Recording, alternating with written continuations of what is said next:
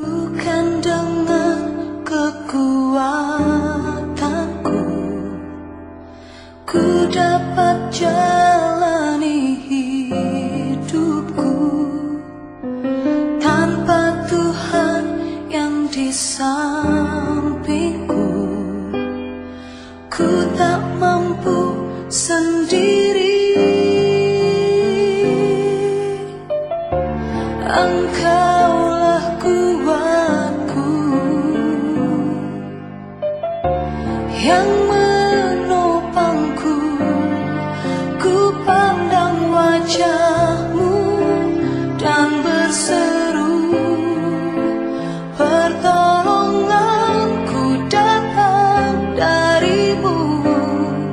Peganglah tanganku, jangan lepaskan. Kaulah harapan dalam hidupku.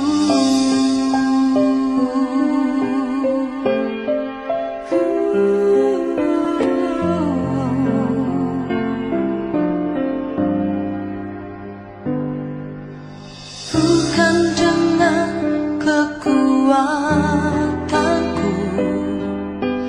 ku dapat jalani hidupku tanpa Tuhan yang di sampingku. Ku tak mampu sendiri. Engkaulah kuatku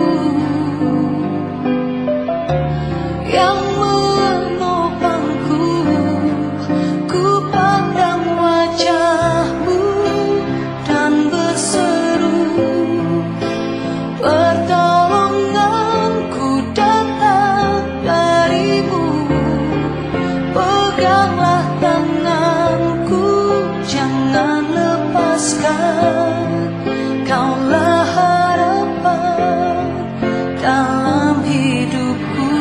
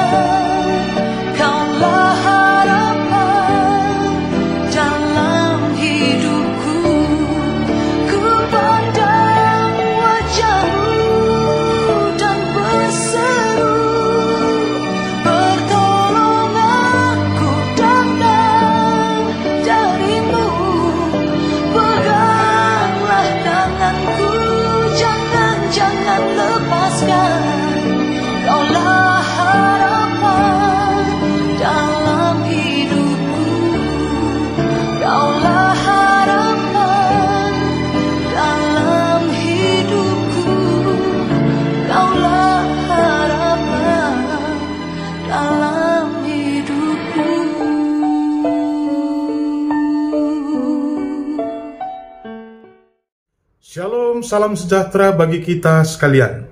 Kita sungguh bersyukur dan bersuka cita hari ini juga Tuhan tetap anugerahkan hari yang baru bagi kita, dan tentu saja kita akan banyak melakukan aktivitas hari ini. Sebelum kita memulai aktivitas kita, mari kita dasari dengan firman Tuhan. Sebelum kita merenungkannya, kita bersatu di dalam doa. Kita berdoa. Bapa kami yang di sorga, kami sungguh bersyukur atas rahmat Tuhan bagi kami hingga pada saat ini. Engkau telah memberikan hari yang baru bagi kami, dan kami sungguh yakin bahwa berkat Tuhan juga melimpah bagi kami, anak-anak-Mu. Sebelum kami memulai aktivitas kami hari ini, kami sungguh rindu untuk mendengarkan sebahagian dari kebenaran firman Tuhan.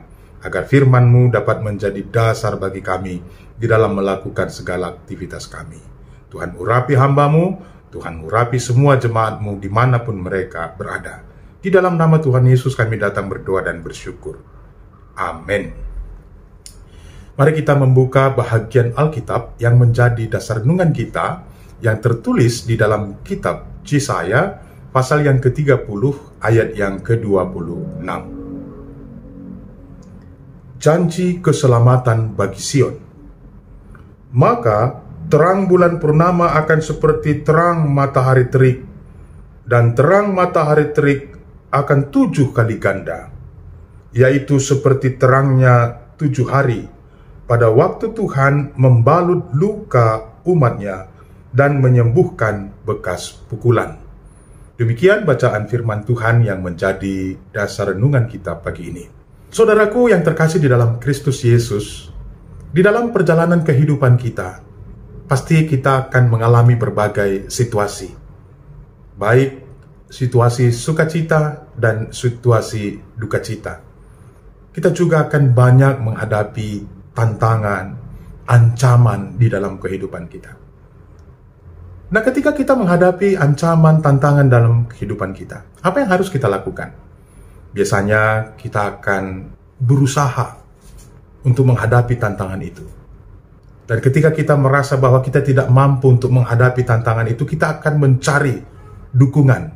Kita akan mencari bantuan dari orang-orang yang bisa memberikan pertolongan bagi kita. Tetapi saya mau katakan bahwa ketika kita salah untuk membuat keputusan siapakah yang akan memberikan pertolongan bagi kita, bukannya kita bisa mendapatkan bantuan lepas dari ancaman itu, bahkan bisa saja kita akan jatuh semakin dalam kepada tantangan yang lebih besar daripada yang sebelumnya. Inilah yang terjadi di dalam kehidupan bangsa Israel. Bangsa Israel sedang mengalami ancaman dari bangsa Asyur yang mencoba untuk meluaskan daerah kekuasaannya. Bangsa Asyur pada saat itu adalah bangsa yang besar, bangsa yang kuat. Apa yang dilakukan oleh bangsa Israel?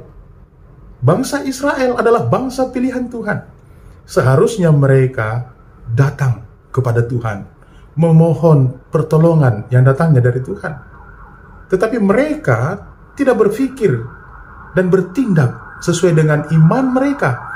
Tapi mereka melakukan kesalahan fatal. Mereka bukan datang kepada Tuhan, tapi mereka memohon pertolongan bangsa Mesir. Karena mereka menganggap bahwa dengan pertolongan Mesirlah mereka akan mendapatkan kekuatan yang luar biasa untuk menghalau bangsa Asyur. Namun ini adalah sebuah kekejian di hadapan Tuhan. Oleh karenanya Nabi Yesaya diutus untuk mengingatkan bangsa Israel bahwa sebentar lagi Allah akan menghancurkan bangsa Israel. Allah akan menghukum bangsa Israel karena kefasikan mereka. Karena mereka tidak lagi mengandalkan Tuhan. Karena mereka lebih mengandalkan bangsa Mesir yang menyembah dewa-dewa. Gambaran hukuman yang akan diterima oleh bangsa Israel sungguh luar biasa. Saudaraku yang terkasih di dalam Kristus Yesus, di satu sisi melalui Nabi Yesaya Allah menyatakan hukuman bagi mereka, tapi di sisi lain Allah juga adalah Allah yang sungguh baik, Allah yang akan memberikan pemulihan bagi bangsa Israel. Melalui Nabi Yesaya Allah menyatakan bahwa Allah bisa saja menghancurkan bangsa Asyur. Allah bisa saja menghancurkan bangsa Mesir dengan cara Allah sendiri. Allah hanya menuntut agar bangsa Israel hidup setia melakukan perintah-perintah Tuhan. Nabi Yesaya mengingatkan bahwa Tuhan akan mendatangkan pemulihan, pembaharuan bagi bangsa Israel yang hancur karena hukuman akibat dosa-dosa mereka. Kapankah itu terjadi? Tentu saja pada waktu yang Tuhan akan tetapkan. Nah, bagaimana agar pemulihan itu, pembaharuan itu datang bagi bangsa Israel? Tentu saja yang pertama yang harus dilakukan bangsa Israel adalah pertobatan. Mereka harus kembali kepada Tuhan. Mereka harus meninggalkan kefasikan mereka. Mereka tidak boleh lagi mengandalkan manusia, tapi hanya mengandalkan Tuhan. Yang kedua, mereka harus tetap setia menunggu waktu tindakan yang akan dinyatakan oleh Tuhan. Dan di dalam mereka menunggu waktu Tuhan bertindak, mereka harus hidup sesuai dengan perintah-perintah Tuhan. Inilah yang menjadi nats renungan kita pagi ini.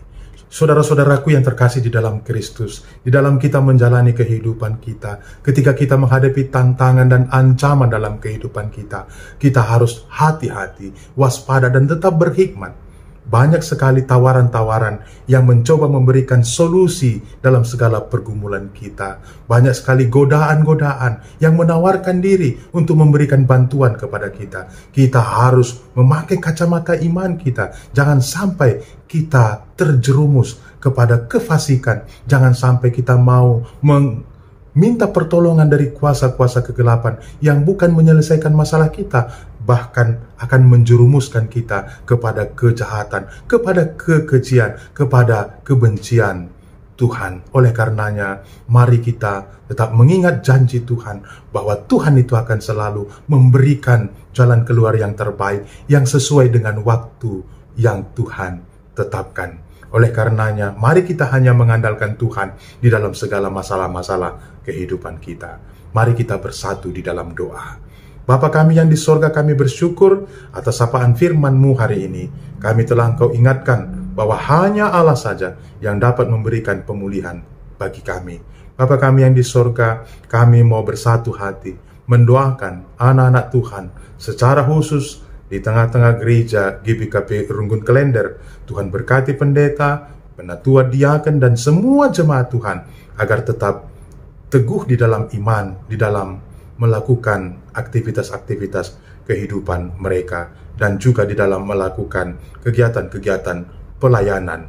Demikian juga Tuhan, kami berdoa buat anak-anak Tuhan yang mungkin pada saat ini sedang mengalami sakit penyakit. Kami doakan agar Tuhan yang mendatangkan pemulihan bagi mereka. Ketika ada anak-anak Tuhan yang sedang berduka, Tuhan yang memberikan penghiburan yang sejati bagi mereka. Ketika ada anak-anak Tuhan yang sedang bergumul di dalam masalah-masalah mereka, Tuhanlah yang menolong mereka, yang memberikan hikmat sehingga mereka dapat menghadapi masalah itu dengan iman dan mengandalkan Tuhan. Bapa kami yang di surga, kami juga mau mendoakan setiap anak-anak Tuhan yang ikut ambil bagian dalam doa pagi kami. Tuhan berkati, Tuhan pimpin kehidupan kami, Tuhan berikan kami hikmat, pertolongan Roh Kudus yang akan membimbing kami dalam segala aktivitas kami. Demikian juga kami mau mendoakan pemimpin bangsa dan negara kami.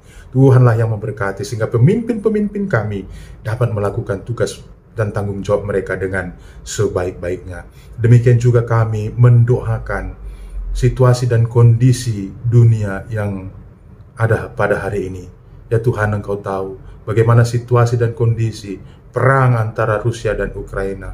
Kami memohon pertolongan Tuhan. Kami memohon hikmat Tuhan berkuasa dalam pertikaian yang mereka hadapi, sehingga mereka tidak memilih dan melanjutkan peperangan, tapi mereka berkeinginan untuk melakukan perdamaian, sehingga korban-korban tidak lagi berjatuhan. Terima kasih Bapa. Ampunkan dosa dan pelanggaran kami agar kami layak disebut anak-anak Tuhan. Dan pada hari ini juga kami tidak lupa mendoakan situasi dunia ini yang sedang dilanda COVID. Tuhan berkati tiap anak-anak Tuhan agar kami tetap disiplin untuk mematuhi protokol kesehatan. Terima kasih Bapa. Dengarkan permohonan dan syafaat kami, karena kami datang di dalam nama Tuhan Yesus Kristus Juru Selamat kami yang hidup. Amin. Selamat beraktivitas bagi kita sekalian. Shalom.